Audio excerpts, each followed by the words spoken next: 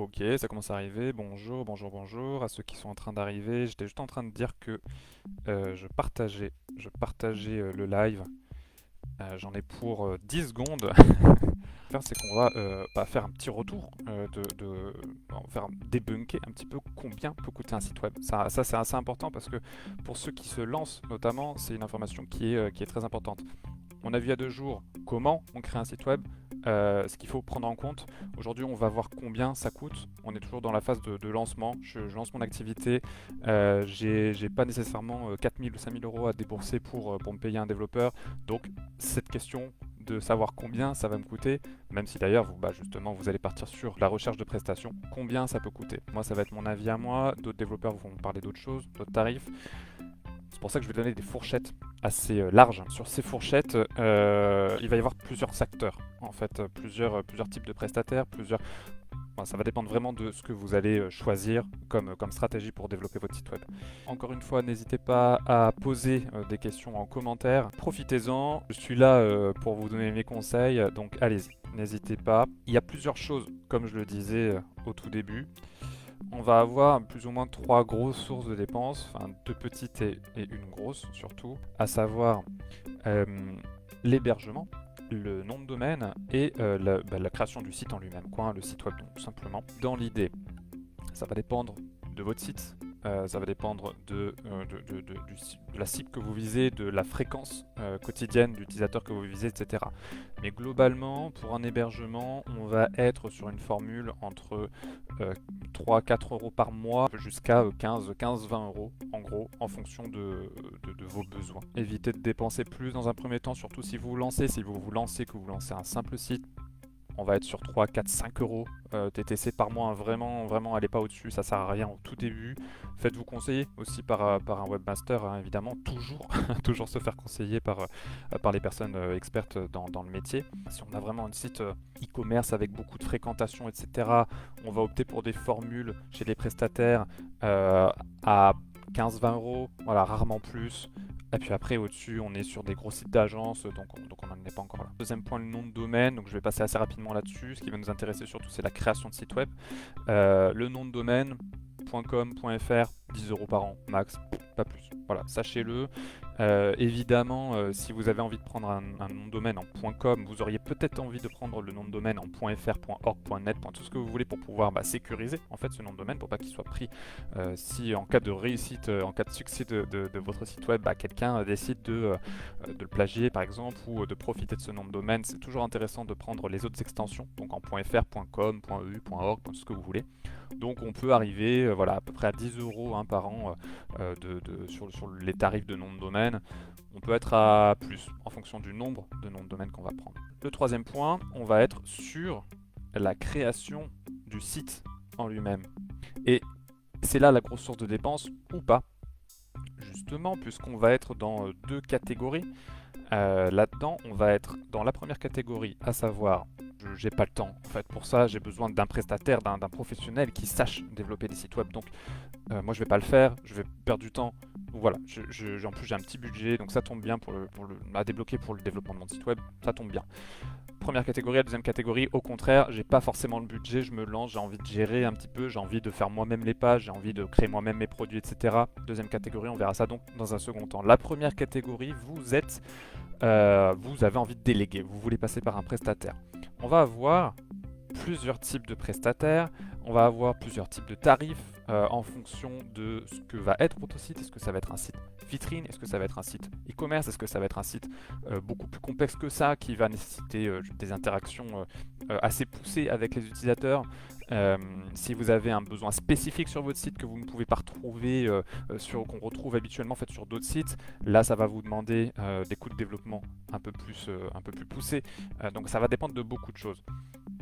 Je vais prendre 2 exemples pour indiquer des tarifs, à savoir un site vitrine d'une part, donc à peu près 5, 8, 10 pages grand maximum qui va présenter votre activité, ce que vous faites, une page contact, les pages de mention légale, etc.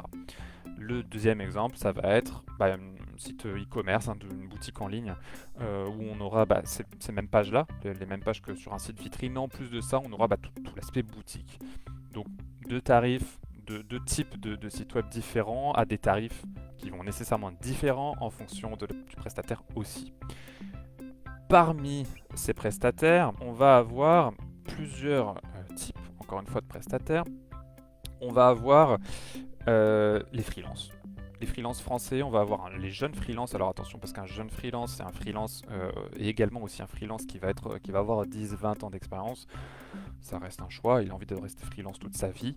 Ça va pas être le même tarif, pas la même expertise, etc. Donc on verra ça. Les agences web qui sont composées de plusieurs personnes dans l'agence et qui proposent aussi plusieurs types de prestations, pas uniquement la création de sites web, ça aussi c'est assez important, on précisera ça. Et puis après, je le mets dans la même catégorie, les freelances et les agences à l'étranger. On veut exporter ça, en fait on veut outsourcer ça pour éviter les grosses dépenses, ça peut se comprendre. Pour un jeune freelance qui se lance, on va avoir des tarifs qui vont osciller pour un site vitrine simple entre français, attention, jeune freelance français, c'est important parce que le niveau de vie n'est pas le même en France qu'en Inde. On va avoir des tarifs qui vont osciller entre 500, 600, 700 euros jusqu'à 1500, 2000, 3000 euros.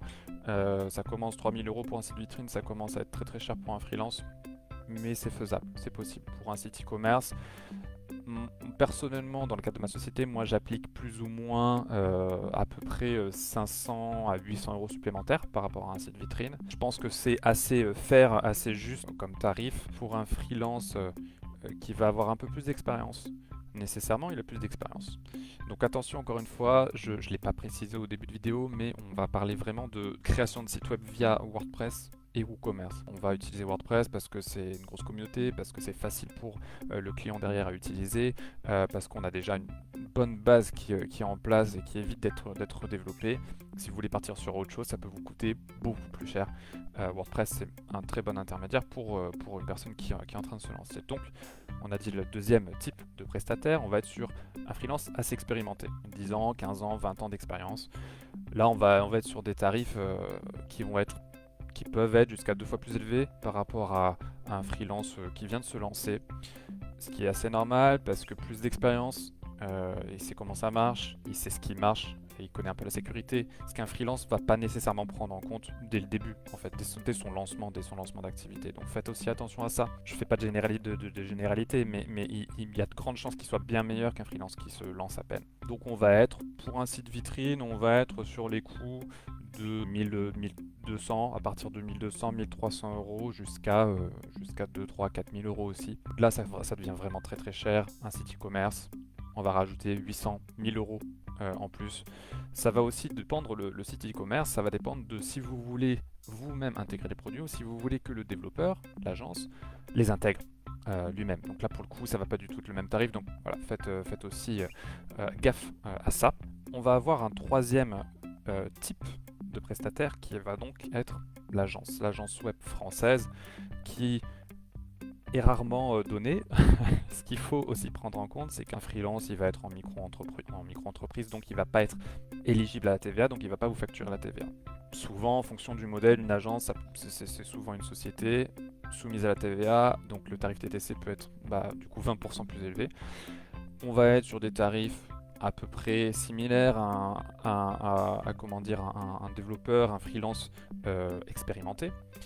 Donc à peu près sur une base à 1200, 1500 euros pour un site vitrine jusqu'à 2, 3, 4000 euros. Et puis pour un site e-commerce, on va rajouter 1000, 1500 supplémentaires. Ce qui va faire la différence entre un freelance, qu'il soit jeune, expérimenté, et une agence, ça va être les prestations qui vont être proposées. Faire attention quand un freelance vous dit « Moi, je gère le web design, je suis une grosse machine, je suis trop bon là-dessus, donc je peux vous faire un site trop beau, trop propre, trop épuré. Je gère le développement, je suis trop bon là-dedans, je vais vous faire un site hyper optimisé en termes de vitesse, en termes de sécurité. Et en plus de ça, alors là, votre site il sera trop bien référencé. Moi, je suis expert dans les trois. Pas possible. On peut pas être expert en tout. On a forcément un domaine dans lequel on est meilleur. Ça, c'est indéniable, parce qu'il y a des préférences, parce que notre choix professionnel, notre carrière professionnelle s'est orientée comme ça. Donc faites attention à ça. Une agence peut vous proposer toutes ces prestations parce que plusieurs compétences en fait au sein d'une agence. Donc on peut avoir justement un qui va être spécialisé dans le développement, dans la création du site, un autre qui va vous faire des jolies maquettes, qui va vous faire un web design super épuré, propre, un autre qui va travailler la marque avant tout ça, et puis un autre qui va derrière traiter le référencement. Donc là, on est vraiment sur des tarifs qui peuvent, pour le coup, en fonction des options que vous allez prendre, vraiment grimper. Mais qui peuvent être importants aussi en fonction de votre budget, si vous avez le budget aussi, en fait, de pouvoir partir sur une formule all inclusive où vous allez pouvoir avoir tous ces volets-là et que vous arrivez, vous dites je veux ça, petite réunion de travail, 4000 euros, 5000 euros plus tard, vous avez un super site qui correspond à votre marque, qui marche bien, etc. Donc ça, passez par une agence si vous voulez ça. Nécessairement, voilà, les tarifs sont forcément plus gonflés. La quatrième et la dernière catégorie de prestataires, ça va être les freelances et les agences étrangères. On va être hyper tenté d'aller chercher des ressources en Inde, comme je le disais, ou dans un milieu plus francophone, peut-être le Maroc, l'Algérie, la Tunisie. On a aussi d'excellents développeurs qui parlent très bien français. Aussi à Madagascar. On va être tenté par ça. Faites attention, parce qu'il faut prendre en compte le fait que même si vous parlez la même langue, c'est pas la même langue native en fait. Vous n'avez pas la même langue natale. Donc il y a des choses qui peuvent passer. Donc il y a une petite barrière de langue qui peut être vraie. Encore plus vrai si vous partez en Inde et que vous parlez tous les deux anglais. Même si vous parlez très bien anglais, ça va être différent. Et ce qu'il faut aussi prendre en compte, c'est la barrière, la différence de culture. Et alors ça c'est le plus important à prendre quand on veut outsourcer.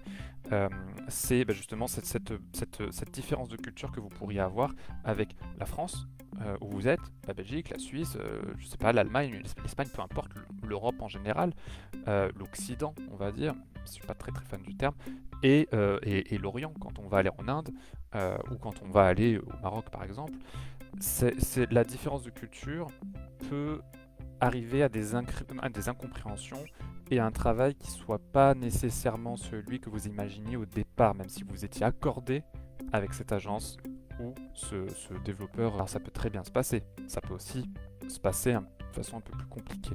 Si vous êtes prêt à engager de l'énergie là-dedans, allez-y, vous pouvez avoir des tarifs qui sont extrêmement intéressants. Pour un site vitrine, on peut imaginer avoir un site vitrine entre 100 et 800 euros.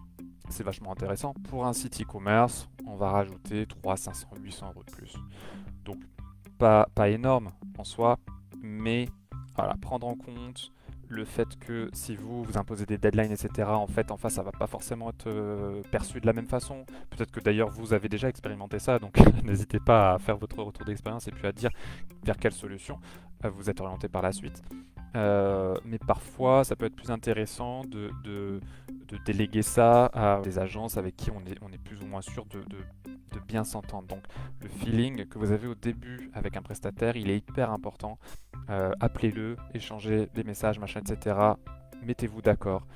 Si vous êtes sur la même longueur d'onde, que ce soit en France, en Suisse, au Maroc, en Chine, peu importe, si vous êtes sur la même longueur d'onde, il y a déjà un petit truc qui est pas mal. Si vous avez un prestataire qui vous propose un site à un prix dérisoire, mais que du coup vous savez pas trop au niveau compétences qu'il donne, etc., ça sent assez moyen. Donc redirigez-vous peut-être vers quelqu'un qui aurait peut-être plus d'expérience ou qui aurait la même vision des choses que vous. Parlez-en. À peu près les tarifs quand on veut faire créer son site. Et enfin, dernière partie, quand on veut le faire soi-même. C'est des tarifs qui vont être plus intéressants, forcément. On va avoir la possibilité de vouloir tout faire soi-même, tout apprendre soi-même, être autodidacte. Faire attention aussi à ça parce qu'on croit que quand on se lance, on peut tout gérer. Et surtout, on n'a pas les thunes en fait, hein. On n'a pas l'argent très clairement pour se payer des formations en accompagnement, en développeur, etc. Donc, on veut tout gérer. Faites-vous votre expérience, si vous pensez ça, vous allez voir à terme qu'au bout de quelques mois, ah ouais, si vous aviez investi peut-être quelques euros dès le départ, vous auriez pu gagner beaucoup de temps, avoir des nouveaux clients beaucoup plus rapidement et finalement au bout de 6 mois, être rentable beaucoup plus rapidement surtout que si vous aviez tout fait vous-même. Donc faites attention au fait que on est attiré par l'envie en fait de tout faire soi-même et de dépenser le moins de sous possible. C'est le propre d'un entrepreneur, hein. Toute entreprise qui se respecte a envie de dépenser le moins de sous possible, mais il y a des dépenses parfois qui sont nécessaires. Quand on veut se lancer seul, créer son site seul, on a des plateformes très bien. Sur YouTube, on va pouvoir trouver des tutos, on va pas pouvoir trouver des formations complètes qui nous disent pas à pas exactement comment on va faire. Et puis aussi l'interaction avec le formateur hyper importante, parce que se former via une vidéo c'est cool, mais si derrière vous avez des questions, vous en aurez nécessairement. Avoir une présence, quelqu'un qui soit là, qui puisse être là pour vous aider, pour répondre à vos questions, ça n'a pas de prix. En fait, ça n'a pas de prix. Donc vous avez deux possibilités là-dessus. Vous avez des accompagnements, des formations en fait personnalisées qui pour le coup vont être, moi je vais appeler ça des accompagnements. Là, ça peut être un peu onéreux. C'est pas nécessairement ce vers quoi je me dirigerais si je me développais, si je développais mon business tout seul. Ça peut coûter très cher. Dans un premier temps, je me redirigerais peut-être plutôt vers une formation vidéo, par exemple, texte, vidéo, machin, etc. Qui pour le coup m'apprendrait beaucoup. Et en plus de ça, je pourrais revisionner les vidéos régulièrement sans avoir tout le temps nécessairement à solliciter mon formateur. Donc ça c'est quelque chose qui est aussi intéressant. Sur les formations, je termine sur ça. On va avoir des tarifs hyper différents en fonction de la plateforme, en fonction de l'entreprise vers laquelle on va se diriger. On va avoir des tarifs qui peuvent être à moins de 100 € pour une formation, parfois même 10 € pour 50 heures de formation, ça paraît fou. Bon, il peut y en avoir des très bien. Sachez derrière que vous avez une question, vous vous débrouillez. Vous avez une question, vous allez solliciter le formateur, il va vous demander une blinde pour vous accompagner. C'est normal, hein, il faut qu'à un moment les gens puissent vivre un petit peu de leur formation. Vous avez d'autres types de formations qui vont être des formations à peu près à 500, 600, 800 €, qui peuvent être assez complètes. Pareil, c'est des tarifs pour le coup qui sont pas excessifs. C'est moins cher que si vous aviez à faire développer votre site par un professionnel. L'avantage, c'est que vous avez le contrôle total de ce que vous faites et vous comprenez. Et puis derrière, vous avez besoin de rajouter un produit, rajouter une page, modifier quelque chose. Vous le faites vous-même, vous êtes autonome. Formation, comptez à peu près une bonne formation qui explique un petit peu tout, comment ça fonctionne, etc. De A à Z, 500, 800, 900 €. Vous aurez aussi des formations aussi complètes que ça, même parfois un peu plus complètes qui balayent un petit peu tous les volets de la création de site web en détail. On comptera des tarifs qui seront plus élevés, on comptera des tarifs à 1500, 2000, parfois 3000 € en fonction de qui le fait. Vous pouvez partir sur une bonne formation à 500 ou 800 €. Déjà pour commencer, si vous n'êtes pas prêt, mesdames, messieurs, les entrepreneurs, les futurs entrepreneurs, à investir 500 € dès le début dans votre business, ça va être compliqué pour vous. Donc c'est pas 500 € balancés par la fenêtre, c'est 500 € investissez la différence. Investissez cet argent pour gagner en compétences. Cette compétence, créer votre site web, être autonome, savoir ce que vous faites. Hyper important. Surtout si derrière vous voulez revendre le site, si vous voulez créer des sites pour des clients. Formez-vous, n'hésitez pas à balancer 500, 800 € là-dedans. D'autant plus qu'il y a des formations qui sont finançables, sur lesquelles vous auriez 0 € à payer, qui sont finançables via le CPF, le compte formation, si vous êtes en France, ou les OPCO, encore une fois, si vous êtes en France, hein, je parle surtout à un public français par rapport au financement de la formation. Vous pouvez avoir, si vous êtes ailleurs, des financements régionaux qui peuvent vous aider dans vos projets. Donc voilà, évidemment. J'ai aussi une formation, j'en parlais il y a 2 jours, je mettrai le lien dans la description. Cette formation reprend tous les points qu'on a dit, un petit peu de théorie, beaucoup de pratique, un cas d'étude, la sécurité, le design évidemment, le e-commerce, un petit peu de SEO pour un tarif entre 500 et 750 € en fonction de ce que vous voulez, finançable via CPF et OPCO bien sûr, et un accompagnement de ma part, moi en personne, un accompagnement d'1 heure sur la formation et évidemment une communauté, une intégration à une communauté. Donc quand vous avez tout ça, quand vous n'êtes pas seul en fait, c'est intéressant. C'est super intéressant. Encore une fois, je le répète, mais le fait que ce soit finançable et que vous puissiez payer à peu près 0 € de votre poche, c'est pas négligeable non plus. Vous mettrez le lien dans la description, dans les commentaires. Et on a fait à peu près le tour sur les tarifs. Donc pour résumer, en 1 minute 30, je suis professionnel, j'ai envie de me professionnaliser, je veux me former, je vais payer une formation, je vous le recommande, vous pouvez essayer de vous former gratuitement, mais vous allez galérer. À peu près 500, 800, jusqu'à 1000 euros en fonction de la formation, parfois finançable. Le cas de la formation en commentaire est finançable. Vous êtes dans la deuxième catégorie, vous voulez déléguer ça à un prestataire en fonction du prestataire, qu'il soit freelance, français étranger ou que ce soit une agence web française étranger. Vous allez payer votre site entre 100 et 4000, 5000 euros en fonction de ce que ça va être. Site vitrine, comptez à peu près 1000 euros, 1500 euros pour un site vitrine simple, boutique 2000, 3000 euros. Et évidemment, hébergement nom de domaine, mais ce sont des frais assez dérisoires par la suite qui vont être un hébergement, donc ça va être une formule mensuelle de 5, 4, 5 jusqu'à 15, 20 euros par mois et le nom de domaine 10 euros par an. Donc rien du tout négligeable par rapport aux frais de développement et on en parlera peut-être dans un live suivant, mais ne pas négliger la maintenance du site derrière, surtout si vous passez par un prestataire. La maintenance du site est obligatoire. Ça serait dommage en fait d'avoir un super beau site tout neuf et qu'au bout de 6 mois il plante parce que j'ai mal fait une mise à jour, parce que j'ai pas fait une mise à jour. La maintenance, le suivi par un professionnel, hyper importante. Si vous voulez être vous-même professionnel, faites-vous accompagner, faites-vous aider dans un premier temps, sachez ce que vous devez suivre, mettre à jour, etc. Mais la maintenance de votre site à terme est extrêmement importante. Le web, ça va vite. Le web, ça va très très vite. Résumé, je pense que j'ai tenu en 1 minute 30 à peu près. Je vais donner plus de détails dans un webinaire. J'en fais la publicité parce qu'il va être excellent sur comment créer son site web seul. Comment créer son site web seul. Le 8 juillet, à 11 h, je vais mettre également le lien d'inscription dans les commentaires. N'hésitez pas à vous inscrire à des places limitées. Il en reste quelques-unes. Allez-y, foncez. Ça va être à huis clos puisqu'on va être que quelques dizaines, centaines, pas plus. On ne pourra pas prendre plus que ça. Donc inscrivez-vous rapidement. N'hésitez pas. Vous avez des questions, vous me contactez. Vous n'avez pas de questions, bon courage, bonne journée à vous. Et je vous dis à très bientôt. Retenez la date encore une fois, le 8 juillet à 11 h, super webinaire. Je mets le lien en commentaire. À très bientôt et bonne journée à tous.